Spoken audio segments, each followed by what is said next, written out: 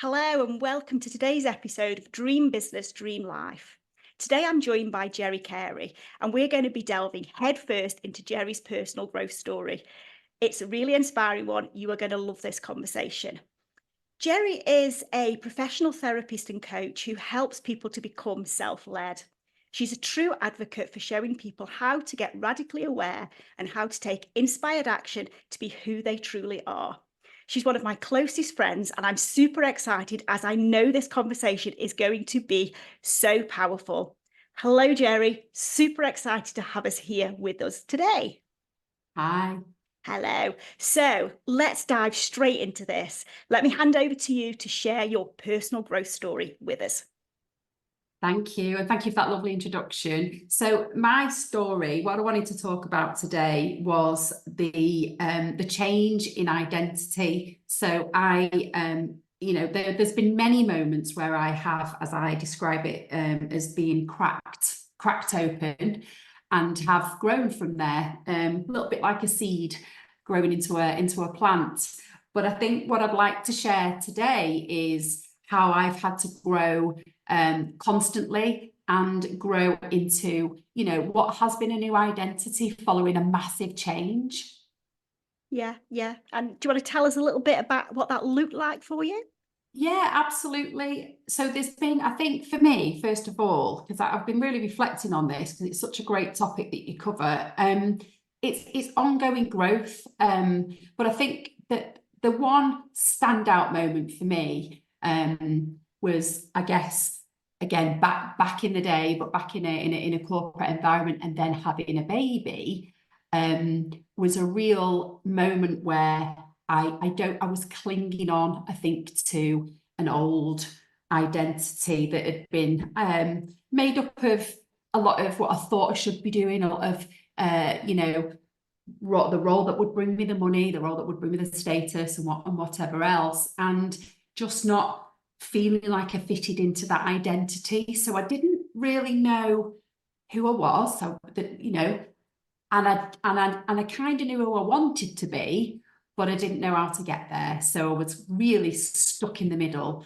And for me, that's where I kind of grew from. But at the time, it didn't feel like that. It felt very raw, felt very exposed, and yeah, it felt very scary. So yeah, I think from that and a lot of therapy and a lot of reflection and a lot of soul searching, I was able to grow. But when I grew, or let's say followed that, moving into that, sorry if you're listening, I'm pointing into the sky to where I want to go, it just meant I had to shed quite a lot as I went. So even though I thought, yeah, I know where I want to go, I feel this urge to be something different, I almost had to then shed. And in my personal situation was that was family, that was some friends. So it was a very raw experience that I still manage today, really. Yeah, and I think that's an important thing, isn't it? We, as you know, this podcast is about having a dream business and your dream life. And Yeah. I think, we need to know what that dream looks like, don't we? We need to know what that destination point is. But getting there isn't as simple as just, setting the sat nav, is it, and saying, right, okay, I know exactly where I'm going. This is the route that I'm going to follow. There's a lot of stuff that we need to unpick to get us to the point where we are not able to, but willing to. I think that's the word to use, isn't it? Willing ourselves to actually believe that there is a way that we can get there. And I think one of the things that we've been connected for quite a long time, and you know me very, very well. And I talk a lot about, my personal journey has only been possible by really getting a better understanding of who I am. And you have absolutely been pivotal in that journey, helping me to learn who I am. I think that's something we often forget, isn't it? We actually forget that it has to start with us. We have to get to know who we are and how we want to get to this point that we want to reach. So do you think for you that it was the therapy that was the thing that really helped to put you on that track, or do you think it was something that you did personally? Good question. So I was sick and tired of being sick and tired. So I You know, I'd had enough. And I think if someone would have waved I don't know, a tea bag at me full of glitter and said, sprinkle that over you, I would have done it. You know, I was sick and tired. Absolute multitude of health issues and, you know, and all that jazz. So I want to be as helpful as I can to people, but I think it was the turning inward. It was the self reflection. But you've just mentioned something really important there. And that gap in between, I call it the gap. I think there was a shed load of self-acceptance that had to be there. So you mentioned sat nav, and I love the phrase, a famous phrase actually by Maya Angelou, is that to need to know where you're going, you need to know where you've been. And that stuck hard with me. And where had I been? And actually, you know, through psychotherapy, what actually happened. So there was a lot that happened there. So sorry, I'll bring you up to date. You've got going on tangent. After that, I then obviously became a psychotherapist. There was lots in between there. But on that entire journey, looking back, there was little illuminations, there was little points that took me towards that I leaned into. But I could only lean into them because I was sat in the rawness, and I sort of felt like I was starting from scratch. So it was the self-acceptance and just kind of looking at, okay, well, who am I? What do I believe? What are those beliefs that are running around my head? You know, what do I stand for? And the outside didn't match the inside. It just totally didn't. And so, yes, therapy helped initially to gain my confidence, because saying stuff out loud and writing stuff out loud, I don't know if you or any of the listeners can resonate, but that's when it gets real and it's like, oh, you know, but in truly person-centered fashion, you know, when you're able to talk out loud and listen to yourself, I think that's when you kind of think, hang on a minute, you know, something's going on here, or you help yourself to, you know, navigate the way to where you were meant to be.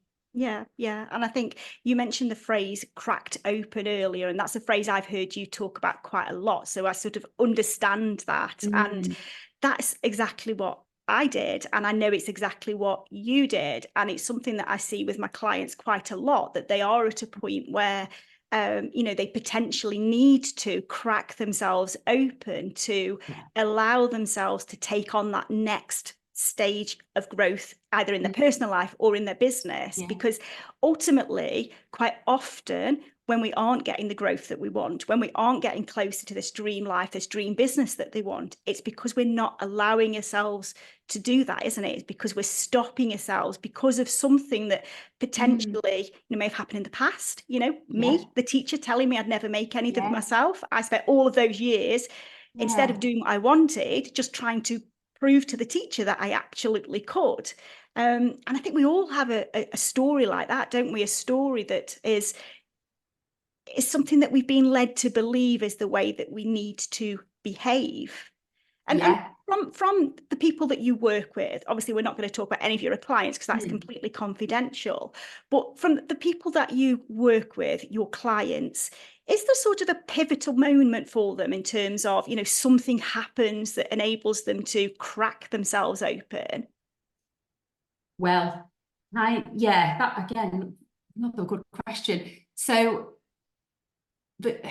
I'll just go back a few steps. So when you are in a moment of,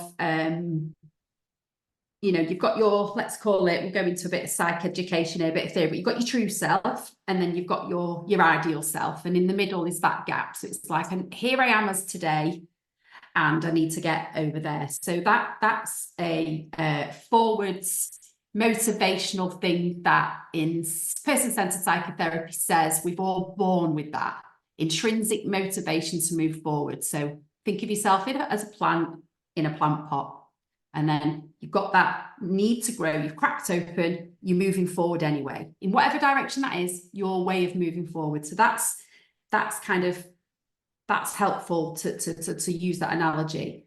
What happens is when we know we've got that pull to move forward, so that's going anyway, you know, you've got that innate sense to grow because of the stuff in the soil, the stuff that's there, that's kind of going to dampen your ability to grow, and it's going to affect things. So when you you've got a stronger force of, right, here's where I want to be, but you've got all the rubbish in your soil, or good and bad stuff, but mainly that, you get a little bit like, oh, what I don't know where I am. That gap in between who you are, who you want to be, or what you want, what you really, really want, is called psychological tension.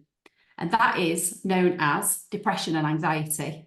And that's when clients go, oh God, that's what depression and anxiety really is. Again, from person-centered therapy point of view, it's that tension in between. Now, I think for me that is a magical moment. That can be hugely exciting. I deal with many clients that we're not used to feeling this feeling. So that's where people might perhaps self-soothe, get frightened, not know what that is. We're just not taught, we don't know what that is. So there's a million ways you can deal with that gap.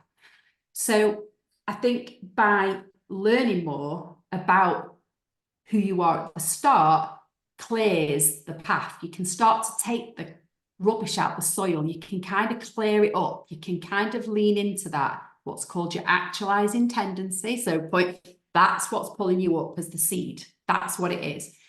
And the life-changing moment for me is when I say to clients, we're all born with that. We all want to move forward. It's like a huge relief. It's like, oh, it's not my job to push myself forward.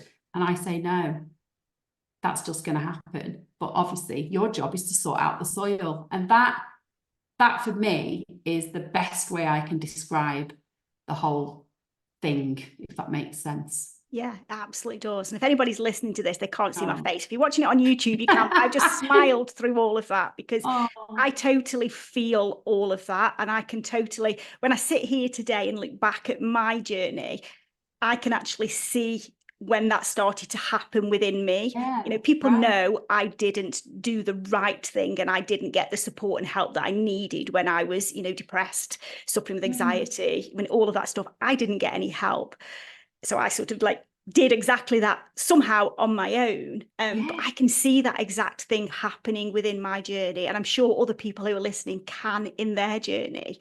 But if people can't see that, if people who are listening to this are feeling like they possibly need to do a bit of this work to crack themselves open, where would you suggest that they started?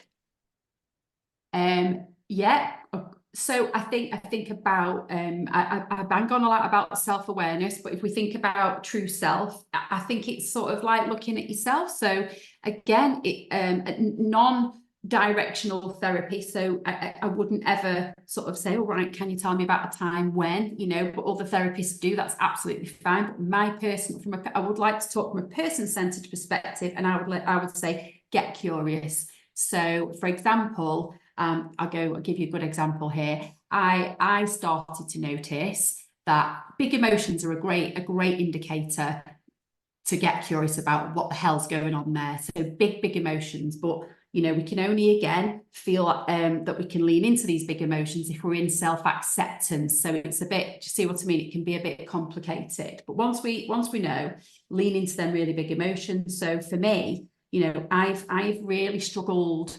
The latest one, because I'm always work in progress, is with sort of friendships. I'm all in. I'm just all in. I'm not half in, half out. And I can't deal with people that are, and I know that works for loads of other people. People will be listening to this and they want the friends that they dip in and out, and there's the saying, isn't there? I'm always there in the background.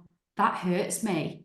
I am proper your best friend if I'm your best friend. I'm like a dog. And what I've learned from getting curious about myself is abandonment's a massive thing for me.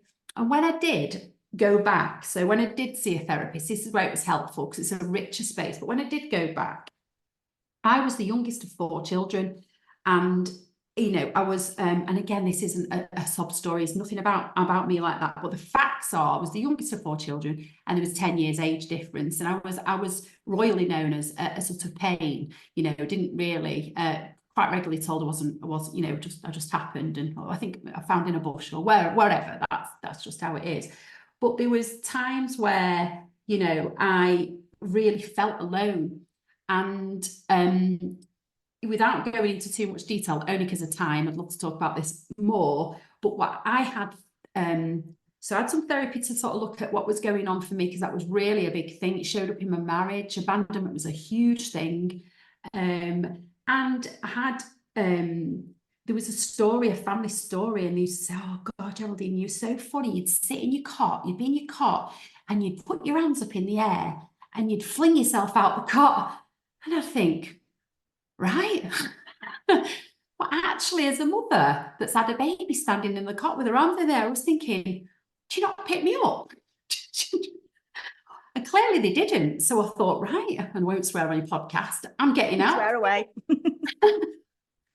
I'm getting out. So that was a bit of a family joke. But on a serious note, when I went to have therapy, I had what's called EMDR therapy, rapid eye movement. And it was one of the things that came up for me.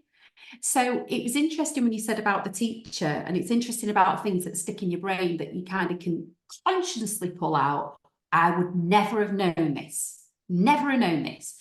And it was abandonment. It was a massive wound from being that little baby. So what happened is, and this isn't woo, this isn't airy fairy, what happened is, and your brain develops 0 to 6, my brain, just developed that thought of, of that fear of being abandoned. And that just shows up as an adult. So when you hear a lot about people talk about trauma and whatever, I know it's a hard word, but it's true. Your brain is wired from those early experiences. So, back to your question, if there's any massive big emotions, find the right place, I would say, to go and explore them, or journal, or write them down, and just see it as a permission to get curious. Because, what have I done about that? Well, I kind of still sit with that. If I meet someone new, by the way, I need you to text me 5 times. It's not that.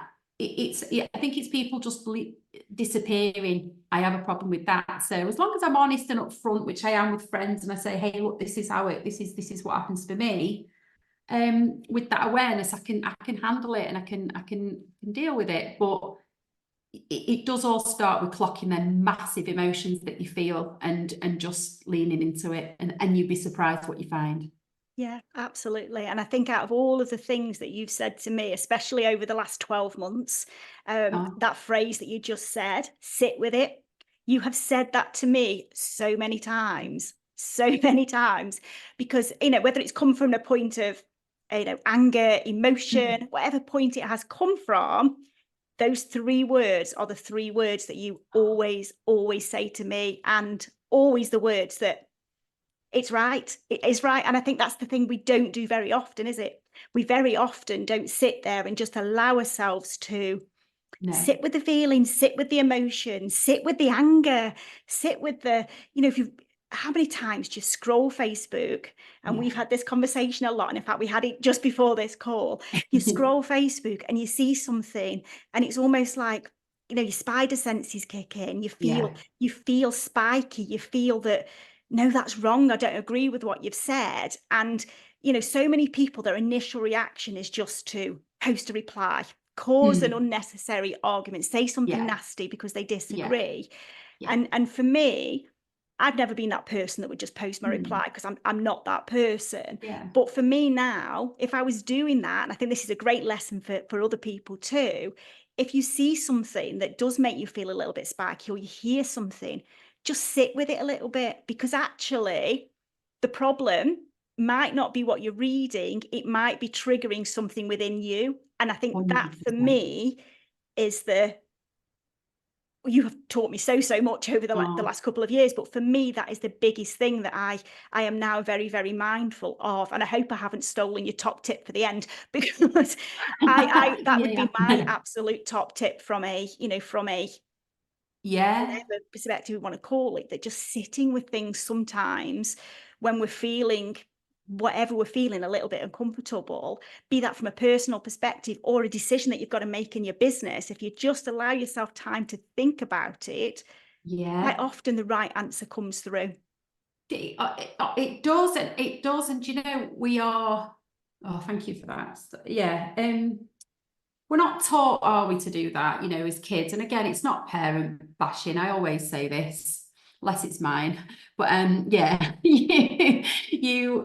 we're taught to rush on to the next emotion, aren't we? Like, oh, you know, dust yourself off and think about all them sayings, you know, you'll be fine. Someone says something, automatically you're going to be like, oh, but think about that. We're always trying to move each other on to a different emotion. And we're always trying to move each other onto an emotion that we would move on to.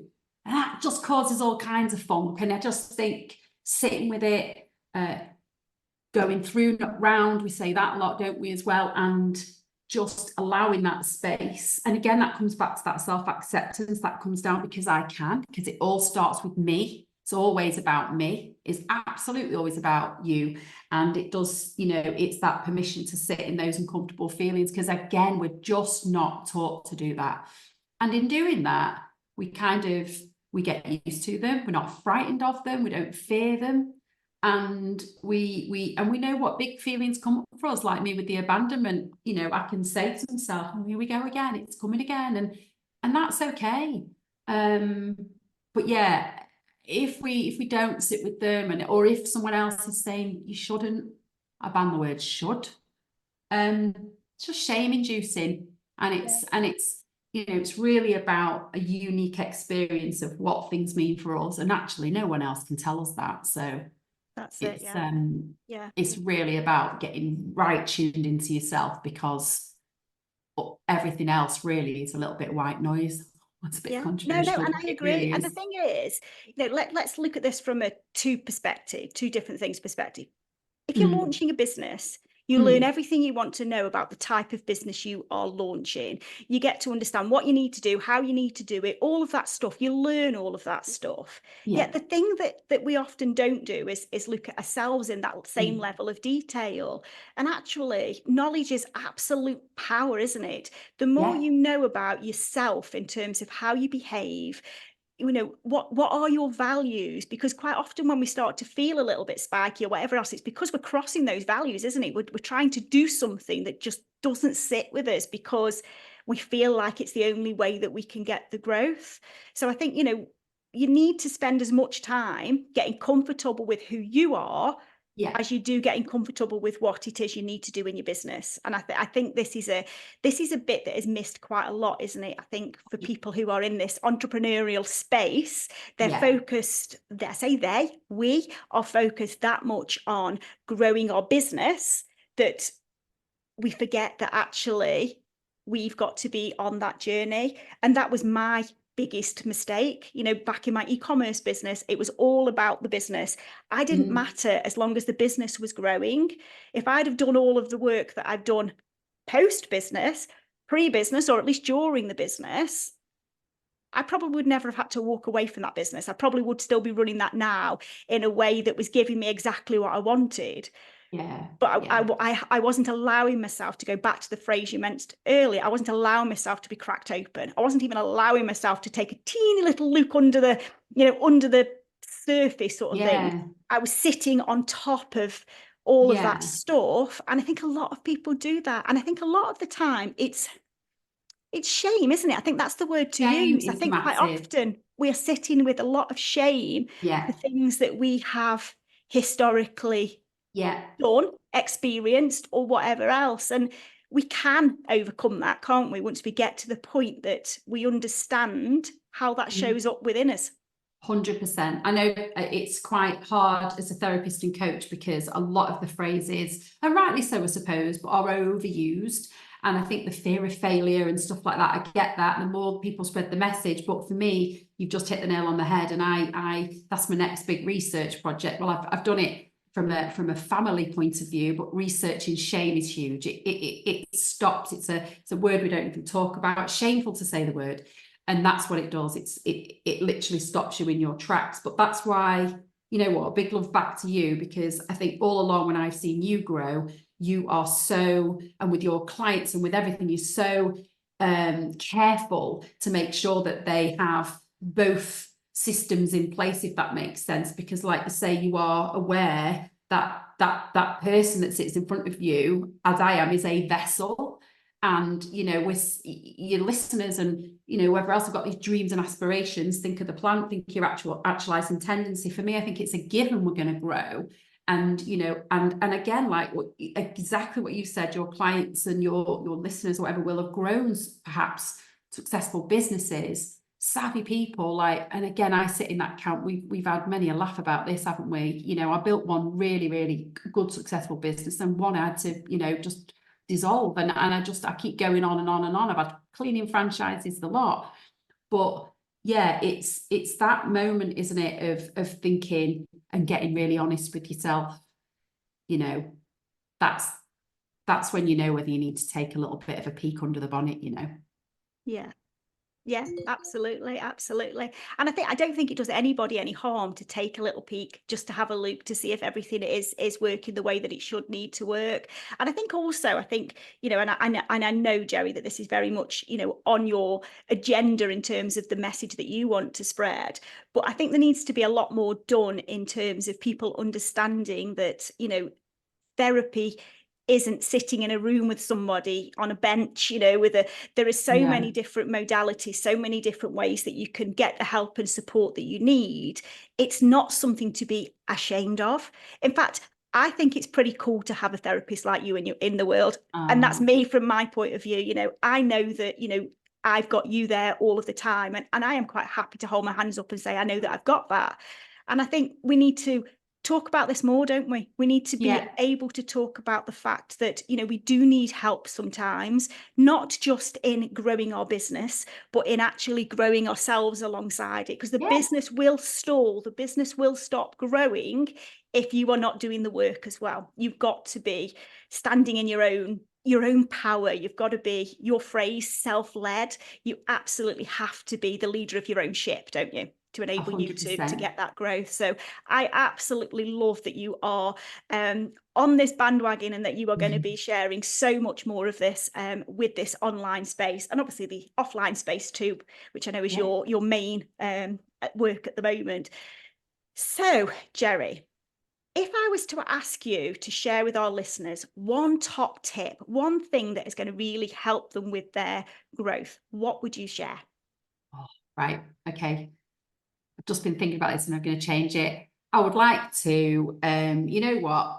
I would like to say to stand in front of a mirror. I'd like to say, can you stand, you know, and what goes on for you? Because I think if you can stand in front of the mirror, and I'm not talking, you know, high five, give yourself a kiss, whatnot. I'm not doing any of that. But if you can stand in front of the mirror and you're all right and you're happy and you can, you know, that's fine. If you feel any level of discomfort, that's your vessel. That's your vessel that's taking you where you're going to go. So you want to do your 10K, 20K, whatever months you want, or whatever you want, all these extrinsic goals, they're fine, by the way.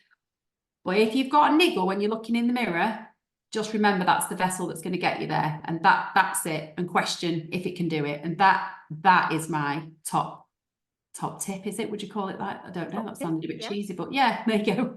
We love a bit of cheese. We love a bit of cheese. I think that's a great one. That's a great one. And I'm going to put the challenge there for people. I'm going to challenge everybody. After you've listened to this episode, go and stand in front of that mirror and see what you see. Ask yourself a few questions and see what you see.